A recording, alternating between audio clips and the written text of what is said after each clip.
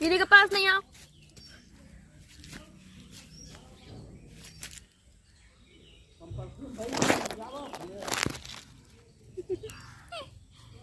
इसको कितनी भी दूर छोड़ो ये आ ही जाता है पास में। देखो पर और करके दिखाती हूँ आप लोगों को।